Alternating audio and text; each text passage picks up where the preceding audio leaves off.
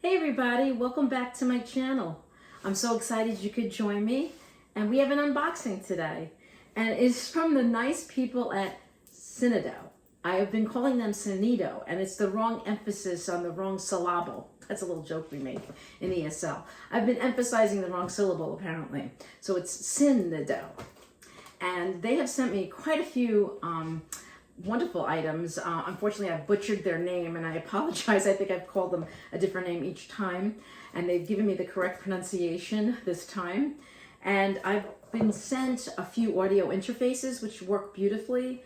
I've been sent those tempo pads, about 2 or 3 of them, different incarnations of them, and they keep reinventing themselves and trying to make their products better, which is really awesome. This is the first keyboard. So I'm excited. I believe it's a MIDI controller with some pads. Let's open it up and see.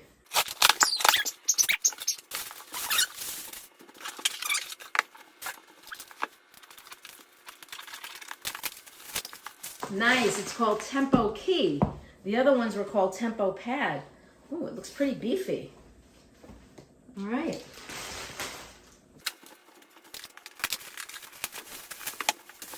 If you have any animals, you know you have to be so careful with any plastic. All right, here we go. It's got some information on the back.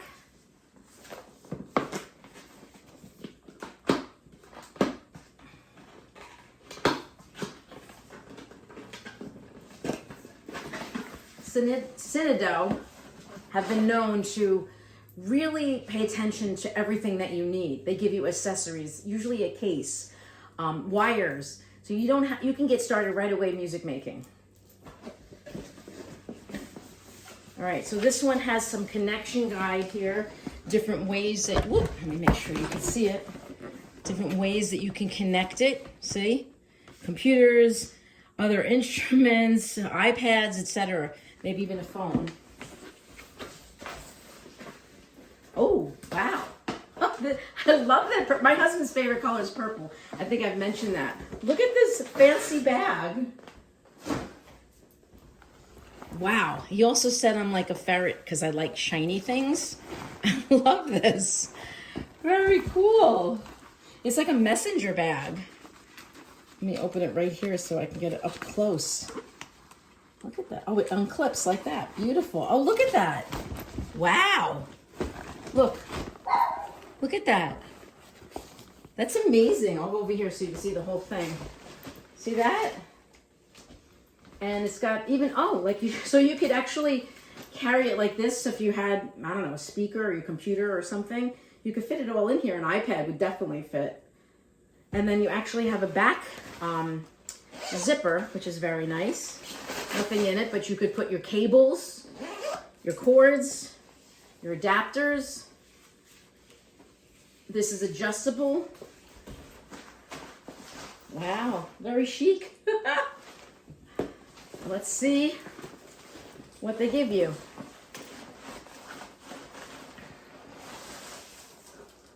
Okay.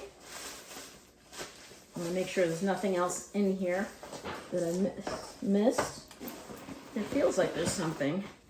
Oh, oh wow, there's a snap. Very cool. So you have stuff in here already. Oh my goodness, look at this. Here is a USB-A to USB-C adapter and a USB-A, and then one with a cord. So if you happen to have maybe a cord but you don't have the right connection, I'll open this up. So you have the orange, I love that, orange USB-A to USB-C.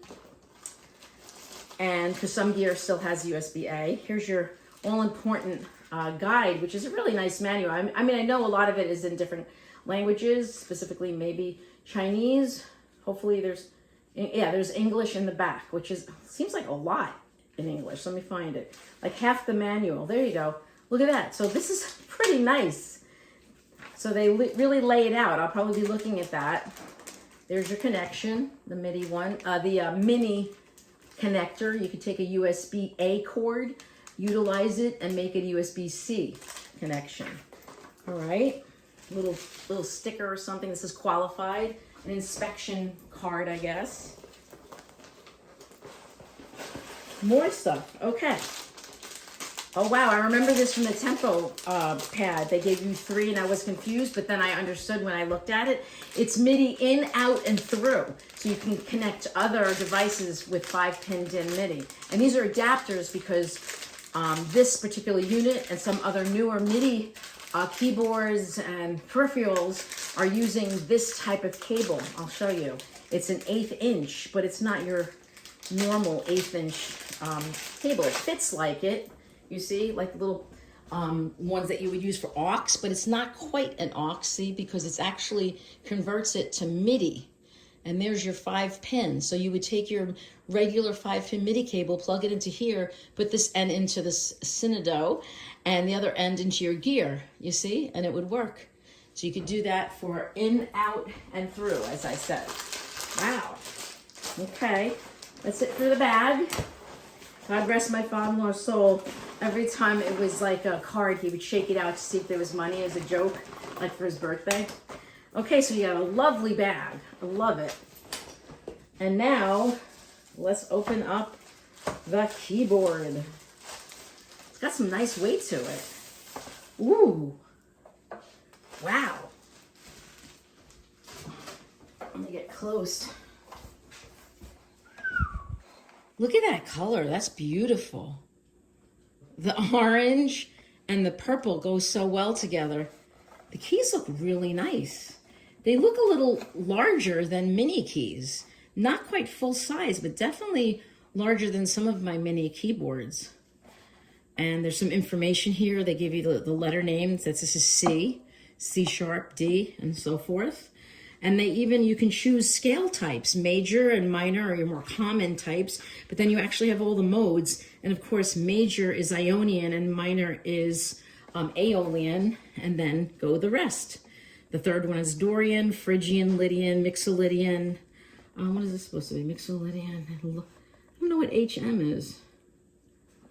Mixolydian, Lydian, Mixolydian. There's how many modes? 1, 2, 3, 4, 5, 6. I think there's 7 modes, so I'm not sure what HM is. That's really interesting. If you know and I haven't found out and put it on the screen, let me know. And chord type, I guess how you choose it, the scale and the chord, and whether it's a triad, a 7th, or a 9th. So a triad is C, E, G, root, the 3rd, and the 5th. That's what this is talking about. And a 7th is when you go to the 7th. It's another step and 2 steps after. So it would be root, 3rd, 5th. You skip the 6th and 7th. So then you would pick that either a minor 7th or major 7th, and the same with the 9th. So you have a lot of choices here. This is a little hard to read. I would have put orange perhaps. Maybe that's just a suggestion.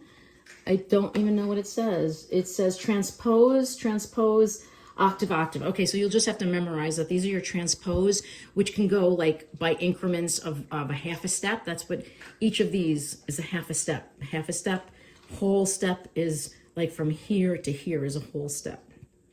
From C to D is a whole step. This is a half a step, you see? So these are half steps in between also, between E and F and B and C. But the octave would jump an entire 8 notes. So you can raise the whole keyboard by an octave or lower it by an octave. Yeah, these are a little hard to read.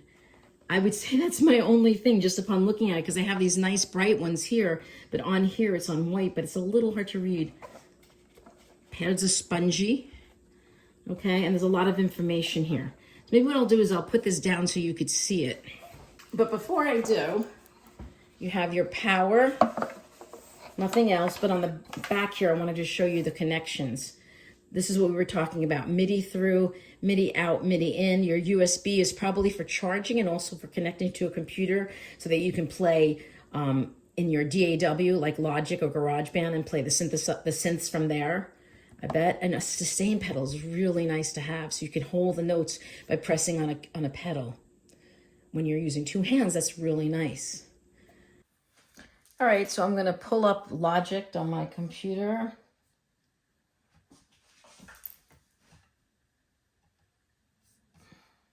Start a new session. I want a software instrument. That's what you use. So create. If you were using external synthesizer, you would pick external. But for this, we want to just pick software, and it should automatically, you should hear sound. Very nice, and there's not a lot of latency.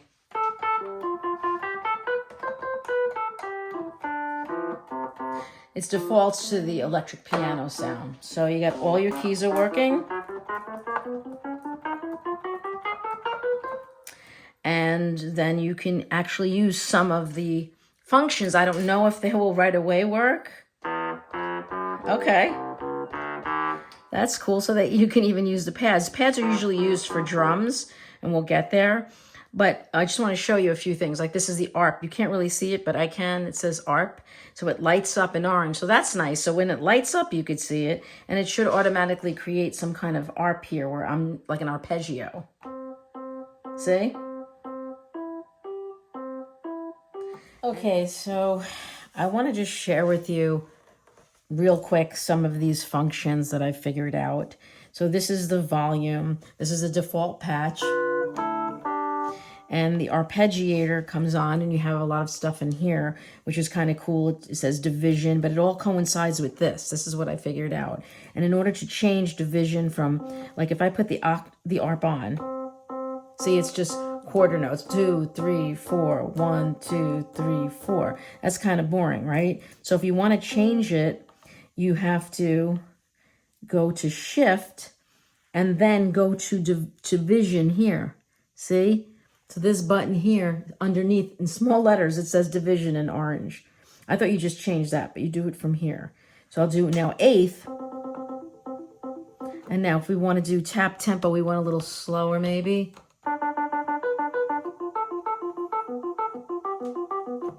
And now press ARP.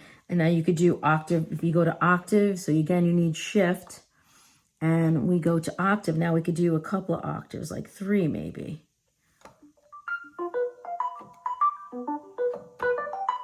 And while you have Shift, you can just change swing. You can put the latch on or off. So if you want it just to play. And sync off is when you want it to be internally sunk. But when you want it to go with your DAW's tempo, you would put sync on. So that's how you do the ARP. And then there's scale mode. Right now it says major root C. And it coincides with this scale type. So you can do major. If you hold scale, then you can do minor. Now you're going to be playing in C melodic minor, a natural minor. So no matter what notes will go, because it's all mapped to a natural minor of C. If we want to do scale, but we want, how do we change the root? Oh yeah, right here, see? So you keep holding it. So this is C now, but what if you want to play in D minor?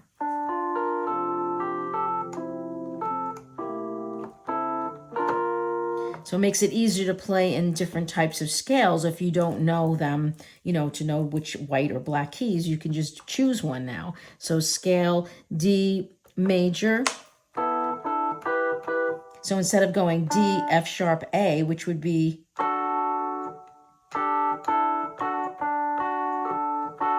I'm still working. Oh, okay. So watch, D, it would normally be D, E, and this would be F. But you don't want to play F, you want F sharp, but it's going to be the same. Watch. D, E. These are the same. So it won't let you make that mistake. So it's D, E, F, G, A, B, C. And then C, it's got to be C sharp. So it won't let you play a wrong note. Let's put it that way.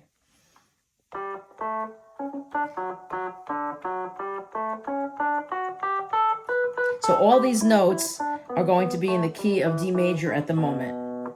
Okay, so that's what it does. It kind of helps you if you're not familiar. So let me get back to that. Let's put it back to C major, root C. And that's C major are all the white notes, okay? Then you can do chord. You could do a major. So instead of having to press this, Well, if you do that, it gives you more. Okay, let's take this chord off so you can see what I'm talking about. So instead of pressing C, E, G, that's a major triad, C major triad.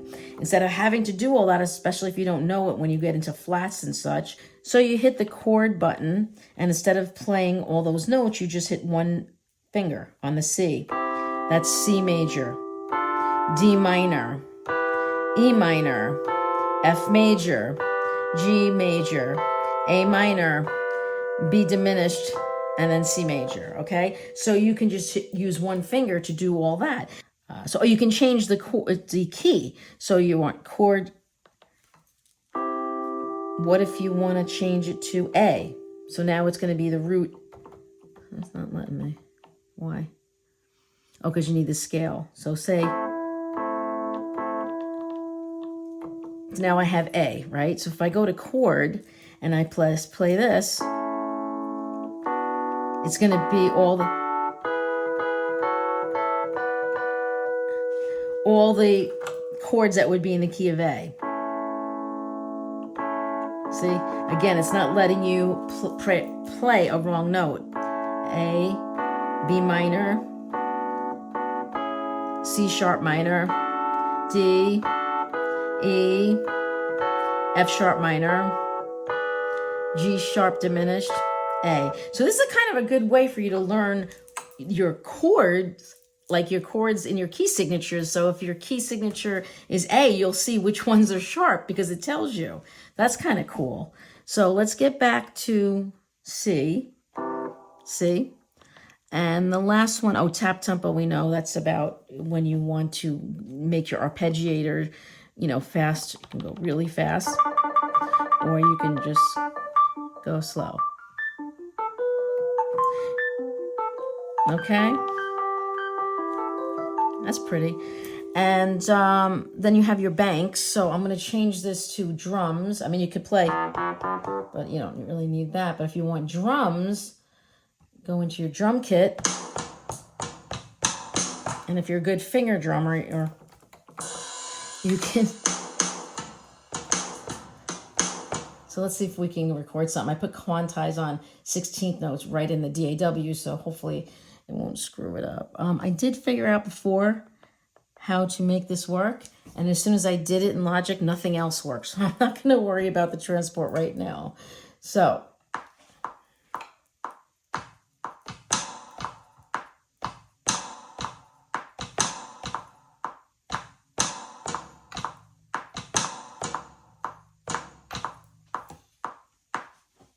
and then we can loop it. How do we loop it again? And now we can play our composition.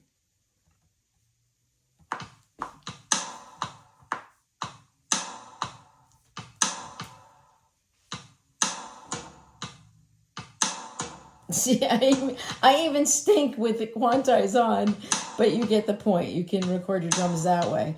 For me, I'll just use the drummer that's in Logic, which is kind of nice. So let's get a drum thing going. A session player, drummer. let's have a drummer play for us. Okay. So now we have a drummer.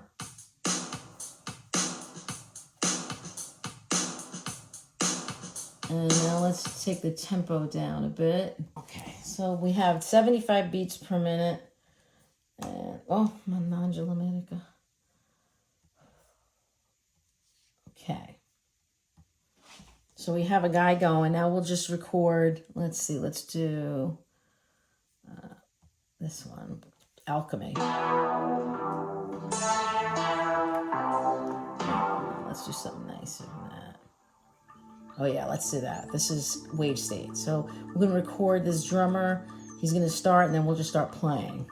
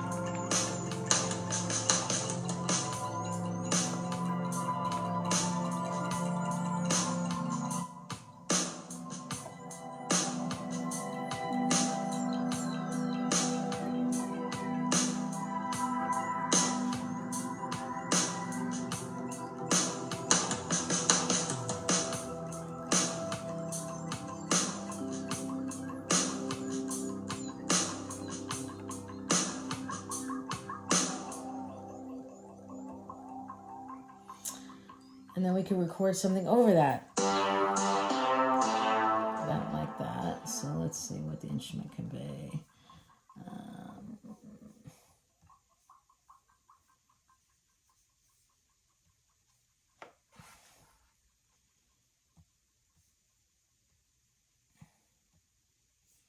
Let's go to something.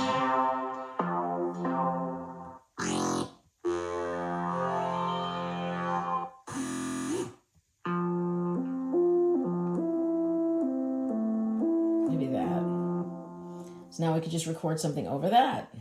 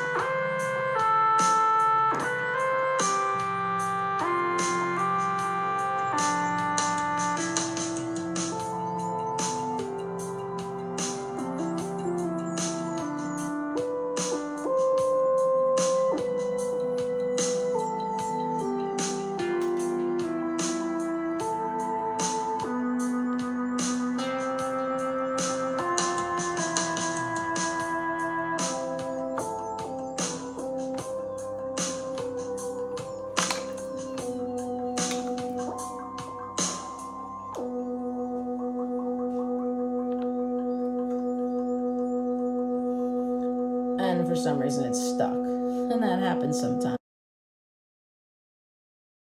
Okay, in order to hit the sustain to keep it on, because now it's on, you have to hit the sustain button, press this, and then it says toggle or momentary. You want it to be on toggle. You hold it for a few seconds, and now this sustain button should stay on or off depending on if you choose it. That's the way it should really work. See? And if we go to a piano sound, which now we're not getting the piano again. Let's go to this sound. See, it's off. You go like that. You don't hear it sustaining. You hit it on, and it'll sustain even when you take your finger off. And that's how the sustain works. Modulation, that's automatically mapped, and pitch bend.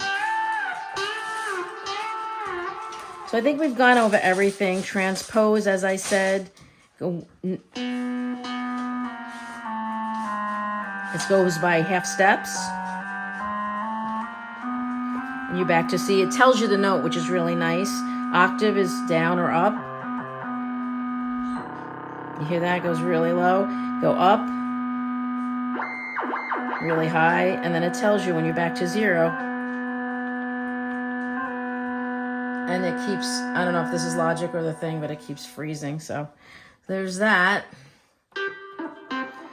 So you have octave, you have transpose, you have the pads, transport if you can get it to work, and velocity type is how hard you're pressing the keys to make a sound. Fix means no matter how hard you press it, it's going to be the same.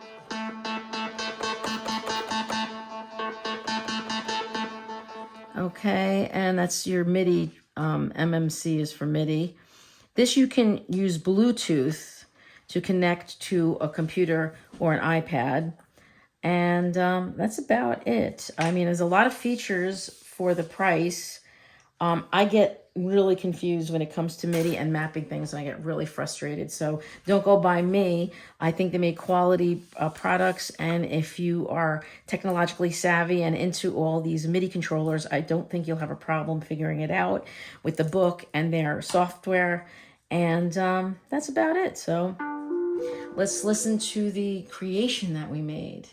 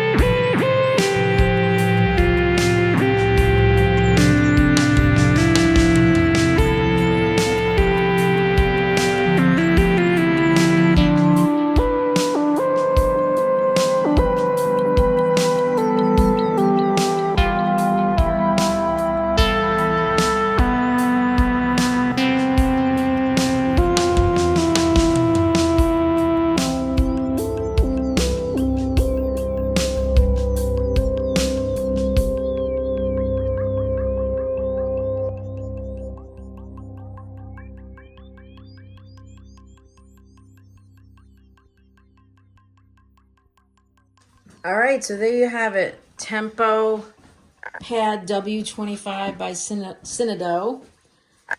They give you a lot of different peripherals to go with it, everything you need to get started, except for the computer. They even have a program where then you can play it without a DAW. But there are no sounds inside of this, despite some of the paraphernalia that said there are. Okay, thank you so much for watching. Thank you, Synido.